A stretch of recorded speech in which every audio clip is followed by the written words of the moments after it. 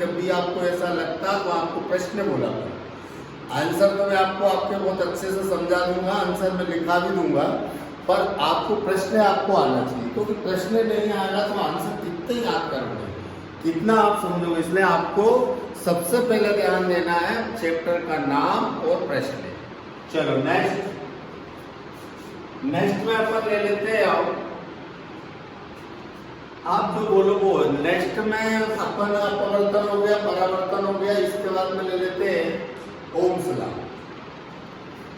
आपको खास सिलेबस में आपके अभी वो बताया था ओम्स लॉ। अब वो बोलेगा कि ओम के नियम का सत्यापन निम्न बिंदुओं के आधार पर कीजिए। सिद्धांत, ये सिद्धांत, चित्र, उसके बाद में बोलेगा प्रेक्षण तालिका, प्रेक्षण तालिका, फिर बोलेगा वो सावधानियां,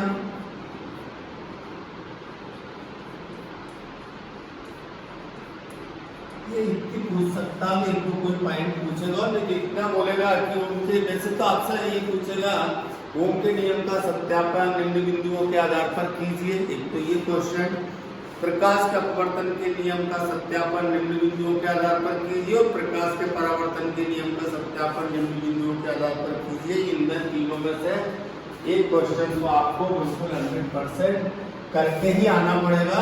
अब ये ध्यान देना पड़ेगा आपको कि इसमें ऑब्जर्वेशन बनाकर छोड़ना, आपको ऑब्जर्वेशन बनाकर छोड़ना, तो ऑब्जर्वेशन की रीडिंग मत भर देना। नहीं तुमने जो याद कराई है क्लास में आपको तो वो भर दो, क्योंकि प्रैक्टिकल स्कूल में कराए थे, आपको एग्जाम वाले थ्योरी में प्रैक्टिकल को केवल आपको एक्सप्लेन करना। जैसे डॉक्टर दवाई के पर्चे में कैसे एक्सप्लेन कर देता, डॉक्टर थोड़ी घर पर दवाई देने आएंगे, तो वो केवल एक्सप्लेन कर देते, इसको सुबह शाम लेना, ऐसे इसमें आपको एक्सप्लेन करना, ये रीडिंग रहेगी। तो डायग्राम को बड़े आसानी से बना लेना, ऐसी एक लाइन खींचना, ये गोला ऐसा बना लेना, इसको ये बोल देना, ऐसा करना, इधर सीधा एक डंडा खींचना, बड़ा एक छोटा, एक बड़ा और एक छोटा। जहां बड़ा खींचोगे वो सबसे पहले प्लस लगा देना, प्लस लगाने के बाद में ये डायरेक्शन दे देना तीर की, और ये आई लिख देना, ये करंट हो गया। इधर जो छोटा डंडा है वो माइनस का साइन हो गया, ये लिख देना बी फॉर बॉल कर देना। इधर चलेंगे आप के मीन्स हो गई आपकी कुंजी, फिर यहाँ चलेगा आपका रियोस्टेट मीन्स परिवर्तित प्रतिरोध बोलते हैं, परिवर्तित प्रतिरोध, इसको ऐसे लिखना बेटा RH, ये थोड़ा सा ध्यान देना, ऐसा कर लेना। फिर इन दोनों को इधर ऐसे कैसा ले आना, लाने के बाद में यहाँ आपको ये लगाना रेजिस्टेंस यानी प्रतिरोध, ये अननोन प्रतिरोध जिसे अपन को ज्ञात करना। फिर यहाँ से इन दोनों को ऐसे ऐसी लाइन खींच देना, फिर ऐसा इसको मिला देना, यहाँ लिख देना वोल्ट मीटर। ये तो बन गया आपका डायग्राम।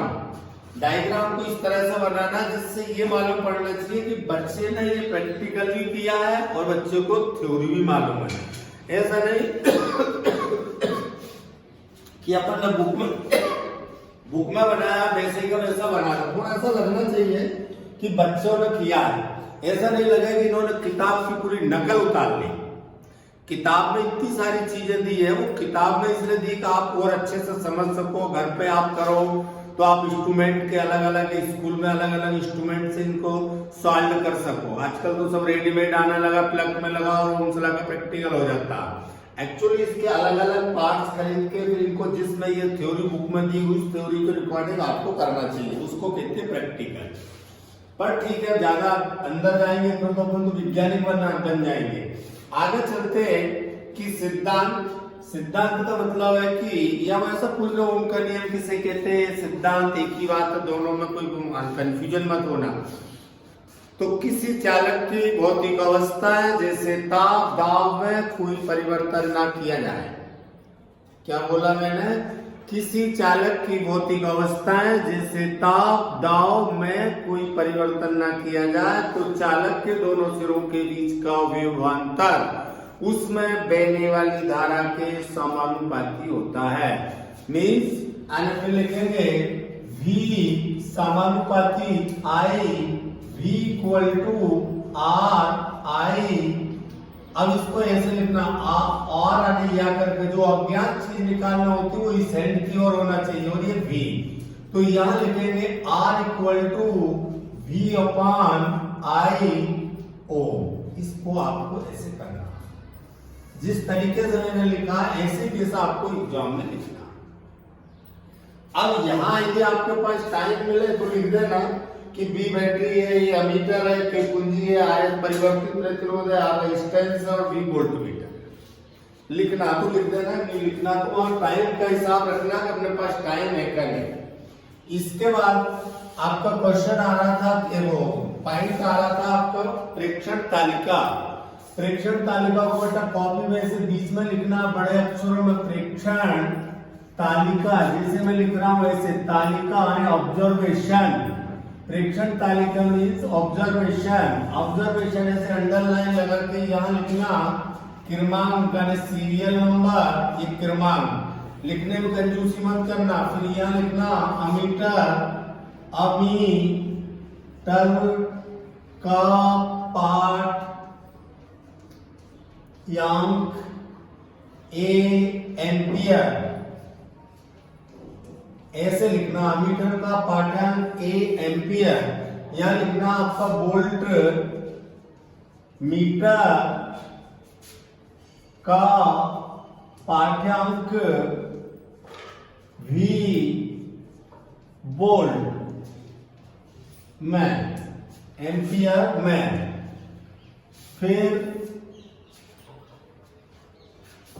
इसके बाद लिखना आपको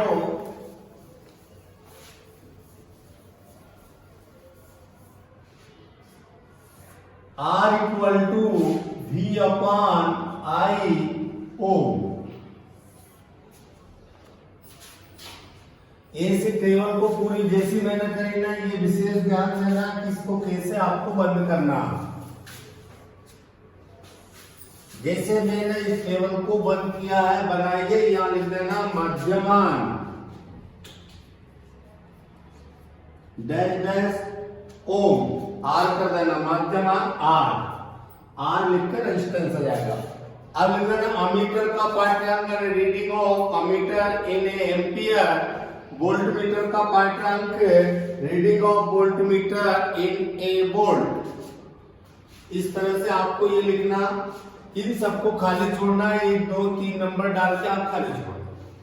इसमें रीडिंग नहीं कर सकते क्योंकि प्रैक्टिकल परीक्षा में आप प्रैक्टिकल सिर्फ रीडिंग भर दोगे तो रीडिंग कहां से ले आया, प्रैक्टिकल तो किया नहीं आपने वहां, इसलिए इसको केवल आपको बनाकर छोड़ना। जो भी मैंने एग्जाम्पल दिया था, एक डॉक्टर अपनी दवाई के परिचय में संकेत लिख देता, वैसे ही वैसे आपको सिंबल्स बताना, इसकी डायरेक्शन देना, कैसे से करना। सावधानी में लिख सकते हो, फिर वही अंडरलाइन लगाना। सावधानी लिखेंगे नंबर 1, धारा तभी प्रभावित करना चाहिए जब पाठ्यांक लेना हो। नंबर 2, सभी पेज अच्छी तरह से कसे हुए होना चाहिए। नंबर 3 में अपन लिख सकते कि उपकरण का उपयोग करने से पूर्व यह चेक कर लेना चाहिए कि कहीं से शॉर्ट सर्किट तो नहीं हो रहा है। क्या बोला, और भी अगला लिख सकते हैं कि संयोजित तार के सिरे अच्छी तरह से साफ कर लेना चाहिए, तार ऐंठन रहित नहीं हो, तार ऐंठन रहित होना चाहिए, यानी तार सीधा स्ट्रेट होना चाहिए, मुड़ा हुआ नहीं होना चाहिए। तो कोई 2 सावधानियां आपको लिखना है, मैंने 4 सावधानियां बता दी, कोई भी 2 लिख लेना। समझ में आई?